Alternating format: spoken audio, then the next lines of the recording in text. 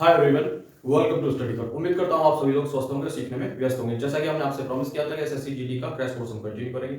मैं अमन math section में day 4 के पार्ट 2 में हाजिर हूँ। पार्ट 2 जो हमने लिया प्रॉफिट लॉस का लिया। लास्ट वीडियो में मैंने आपको लाभ हानि का पार्ट 1 करा दिया था। आज मैंने क्वेश्चंस लिए हैं। पहली वीडियो में मैंने कंसेप्ट थ्योरी कुछ फॉर्मूले वगैरह डिस्कस किए थे। उम्मीद करता हूँ कि वो सेशन आपको बहुत पसंद आया होगा। आज मैं आपके लिए क्वेश्चंस लेके आऊँ। मैंने लगभग 40 क्वेश्चंस लिए हैं, जिसमें पीडीएफ में आपको सॉल्यूशन मिल जाएगा। कुछ क्वेश्चन मैं आपको इस वीडियो में कराऊंगा। ठीक है, चलिए क्वेश्चन नंबर 1 देखते हैं। एक घड़ी को 2880 में बेचने पर एक व्यक्ति को 10% की हानि होती है। देखिए 10% की अगर हानि होती है तो वो वस्तु कितने में बेची। कोई भी वस्तु जो हम खरीदते हैं तो 100% होती है वो, ठीक है। अब उसका जो अमाउंट होता है, कॉस्ट प्राइस होता है, क्रय मूल्य, वो 100% होता है। अगर 10% हानि में बेची गई तो बेची कितने पे, 90% का, ठीक है। 100 - 10 तो 90, ठीक है। अब बेचने पर यानी कि 90% क्या था, उसका विक्रय मूल्य हो गया। तो इस विक्रय मूल्य की वैल्यू क्या है रुपए में, 2880, ठीक है।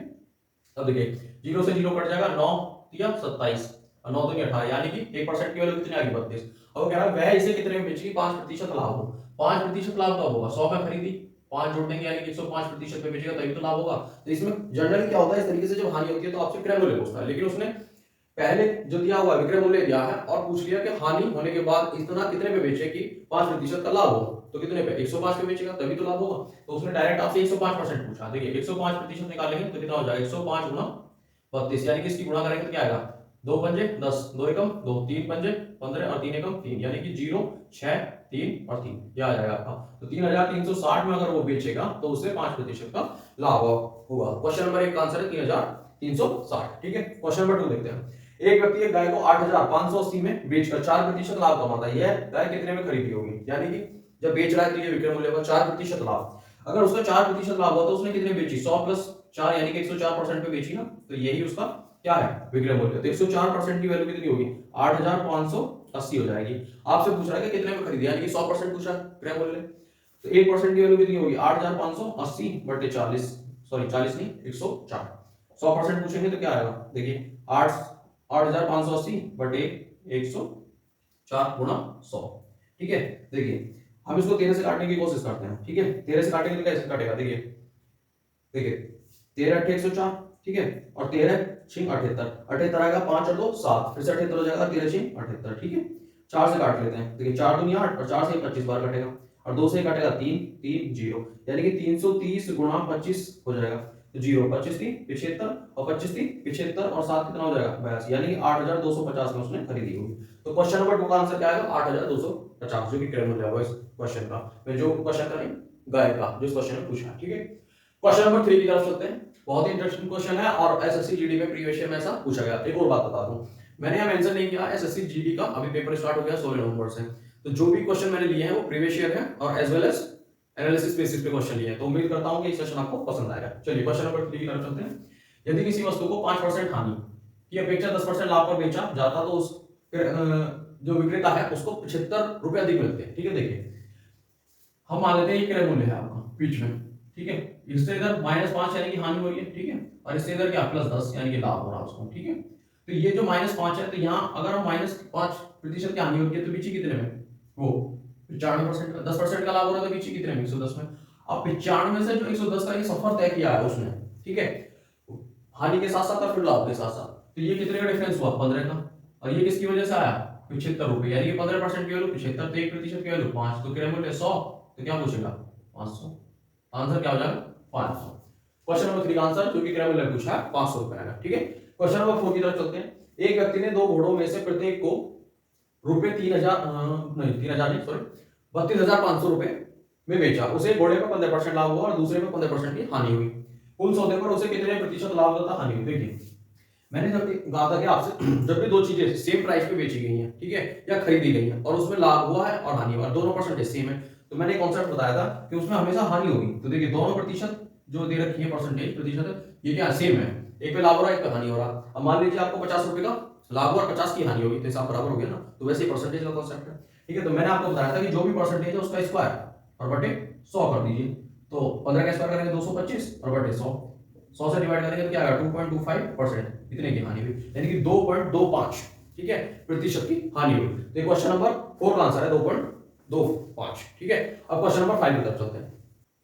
चलिए तो क्वेश्चन नंबर 6 देखते हैं क्या कह रहा है। देखिए क्वेश्चन नंबर 5 मैंने स्किप किया हुआ, सॉल्यूशन आपको पीडीएफ में मिल जाएगा, ठीक है। तो बहुत ही आसान क्वेश्चन आप कर सकते हैं उसे, ठीक है। क्वेश्चन नंबर 6 देखिए, यदि 15 वस्तुओं का क्रय मूल्य 12 वस्तुओं के विक्रय मूल्य के बराबर है, देखिए 15 वस्तुओं का क्रय मूल्य, तो कॉस्ट बाय सीपी लिख रहा हूं मैं इक्वल टू 12 विक्रय मूल्य के बराबर यानी कि एसपी, ठीक है। तो देखिए 3 चौक 12 और 3 पंजे 15 यानी कि CP upon SP equal to 4/5 यानी कि क्रय मूल्य आ गया आपका 4 और एसपी सेलिंग प्राइस आ गया आपका 5। तो लाभ पूछ रहा है, देखिए एक का लाभ हुआ यानी कि 5, 4 की चीज 5 में बेच दी, तो एक का लाभ हुआ तो 1/4 हो जाएगा गुणा 100 यानी कि क्रय मूल्य कितना था 4 यूनिट था, तो 4 से काटेंगे कितना 25% लाभ आ जाएगा। तो क्वेश्चन नंबर 6 का आंसर कितना होगा 25% होगा। क्वेश्चन नंबर 7 की तरफ चलते हैं। एक फल विक्रेता ने 15 रुपए के 6 की दर से कुछ केले खरीदे और 12 के 4 की दर से बेच दिए। देखिए 15 रुपए के 6 खरीदे और 12 रुपए के 4 की दर से बेच दिए। तो देखिए ये जो जितने खरीदे उतने ही तो बेचे होंगे, लेकिन इनका जो भाव है वो अलग अलग दिया होता है। हम उससे क्या करेंगे, वस्तुओं को बराबर कर देंगे। देखिए 6 वस्तुएं हैं, 2 से गुणा कर देंगे, 2 से यहाँ हो जाएगी आपकी, और यहाँ 3 से गुणा कर देंगे, 3 से यहाँ आ जाएगी। तो आपका ये 15 दूनी 30 हो जाएगा, और ये 12 वस्तुएं हो जाएंगी, ये भी 12 वस्तुएं हो जाएंगी, और 12 3 36 हो जाएंगी। अब ठीक है, देखिए 12 वस्तुएं 30 रुपए में खरीदी और फिर से 12 वस्तुएं 36 रुपए में बेच दी, 36 में बेच दी, यानी कि 6 का प्रॉफिट हुआ। जब 6 का प्रॉफिट हुआ और 30 में खरीदी थी, तो 6/30 गुणा 100, तो 6 पंजे 30, 5 से 100 को काटेंगे तो 20 टाइम कट जाएगा, तो 20% आपका लाभ हुआ। तो क्वेश्चन नंबर 7 का आंसर 20 है। क्वेश्चन नंबर 8 की तरफ चलते हैं, ठीक है, जो कि मार्क प्राइस से लिया हुआ है। मार्क प्राइस का मैंने बहुत ही अच्छे से कॉन्सेप्ट आपको समझ में आ गया होगा और समझाया भी था मैंने। अब क्वेश्चंस करके देखिए, एक व्यक्ति क्रय मूल्य से 20% अधिक अंकित करता है। अगर आपका क्रय मूल्य 100% है, ठीक है, और अंकित करता है 20% अधिक, तो क्या होगा 120%, तथा अंकित मूल्य पर 10% की छूट देता है, तो लाभ बताइए। देखिए 10% की छूट दे रहा है वो अंकित मूल्य पे, तो कितना 90% हो जाएगा।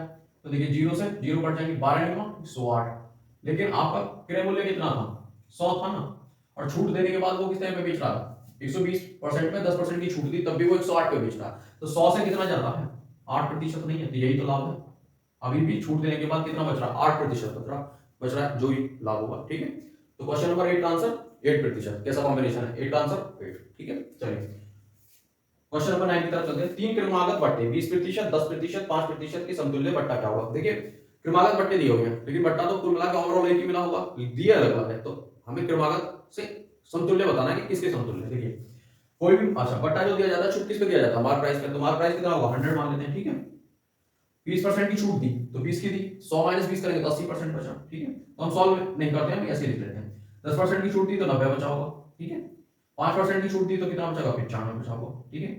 100 से 100 कट गया, ये 2 जीरो से ये 1 जीरो कट जाएगी, 8 9 72 गुणा 95/100, ठीक है। तो ये 95 की मल्टीप्लाई करनी है 72 में, 2 पंजे 10, 2 नाम 18 और 1 19, 7 पंजे 35, 7 नाम 63 और 3 66 आ जाएगा आपका।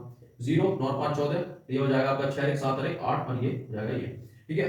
ये आ जाएगा 6840 और डिवाइड बाय 100 कितना हो जाएगा 68.40, ठीक है। तो ये आपका बचा हुआ है मूल्य मार्क प्राइस, लेकिन आपसे तो बट्टा पूछा, तो जब 100 था 100 में से इतना बचा, तो कितना बट्टा दिया होगा, तो घटा देंगे तो क्या आएगा आपका 31.60 आएगा। इतना बट्टा दे दिया था और इतना आपका विक्रय मूल्य हो गया था, जिसपे उन्हें सेल कर दिया। तो क्वेश्चन नंबर 9 का आंसर क्या है 31.60 है। चलिए फिर क्वेश्चन नंबर 10 की तरफ चलते हैं। चलिए तो क्वेश्चन नंबर 10 की तरफ चलते हैं। क्वेश्चन नंबर 10 कह रहा है कि एक कमीज का अंकित मूल्य 600 है, तो 2 क्रमागत बट्टे देने के बाद 432 हो जाता है। यदि एक बट्टा 10% है तो दूसरा कितना होगा। देखिए 600 रुपए का अंकित मूल्य, पहला बट्टा 10% दिया, तो 10% की छूट देने के बाद बचा कितना होगा 90%, तो 90 निकाल लेंगे, ठीक है। 600 का 90% निकालेंगे, 2 जीरो से 2 जीरो कट जाएगा, 6 नाम 54 यानी कि 540। अब ये आ गया, तो दूसरा बट्टा जो दिया होगा 540 का दिया होगा, लेकिन पता नहीं है कि कितना दिया, पता कैसे करेंगे। देखिए लास्ट में उसने दोनों बट्टे देने के बाद कितने पे बेची, अब 540 से इतना आया घट के, यानी कि 540 में कुछ बट्टा दिया होगा, जब तो 432 आया। तो देखिए 40 ये और आपका ये 68 ये, यानी कि 108 का डिफरेंस है, यानी कि 108 रुपए की और उसे छूट मिलेगी। देखिए परसेंटेज में निकालना ना मैं, तो 108 की छूट मिली कितने में 540 में, क्योंकि पहला इसमें मिला था, दूसरा 540 में मिलेगा, ठीक है। तो मल्टीप्लाई बाय 100, 0 से 0 कट जाएगी, 54 दूनी 108 और देखिए 10 दूनी 20, तो 20% का उसे और बट्टा मिला, जो कि दूसरा बट्टा कहलाएगा। तो क्वेश्चन नंबर 10 का आंसर 20% है, ठीक है। क्वेश्चन नंबर 11 की तरफ चलते हैं। चाय के मूल्य में 10% कमी होने पर एक व्यापारी 22,500 रुपए में 25 केजी चाय अधिक खरीद सकता है। चाय का मूल्य बताना प्रति केजी। देखिए उसके पास पहले भी 22,500 रुपए थे और अभी भी उसके पास 22,500 रुपए हैं, लेकिन मूल्य पर केजी कुछ गिर गया, तो उसके पास कुछ पैसे बच गए, कुछ जो पैसे बचे हैं उसमें उसने कुछ ज्यादा क्वांटिटी चाय खरीद ली, तो वो हम पता करेंगे। देखिए जब 10% मूल्य गिरा, ठीक है, तो 10% की वजह से 22,500 में से कितने रुपए बचे, तो इसका 10% निकालें। देखिए 2 जीरो से 2 जीरो कट गया, आपके बच गए ये 2,250 रुपए। इसमें उसने 25 केजी खरीद ली, तो 25 केजी जो खरीदी चाय वो 22,000 नहीं, 22,000 नहीं, 22,50 में खरीदी, तो 1 केजी कितने में खरीदी होगी, 25 निम्मा 225 और जीरो, यानी कि 1 केजी 90 रुपए में। तो ये घटने या बढ़ने के बाद मूल्य आता है, जैसे कि क्वेश्चन में कहा कि कमी होने के बाद, तो कमी होने के बाद 90 रुपए पर केजी मूल्य आ गया चाय का, ठीक है। तो आंसर तो आपका यही आ गया, चाय का मूल्य बताना, आप क्या होता है 90 रुपए पर केजी आ गया। लेकिन कभी कभी आपसे पूछ लेता है कि पहले का मूल्य बताइए, तो पहले का कैसे करेंगे, देखिए 10% कमी होने के बाद ये मूल्य आया, यानी कि 90% है ये मूल्य, तो 90% बराबर जब 90 रुपए है तो 1% बराबर क्या होगा, एक, तो 100% बराबर क्या होगा, तो 100 रुपए। तो पहले का मूल्य पूछे तो 100 रुपए और अब का मूल्य पूछे तो 90 रुपए। तो क्वेश्चन नंबर 11 का जो आंसर है वो क्या है, 90 है, ठीक है। 12 की तरफ चलते हैं।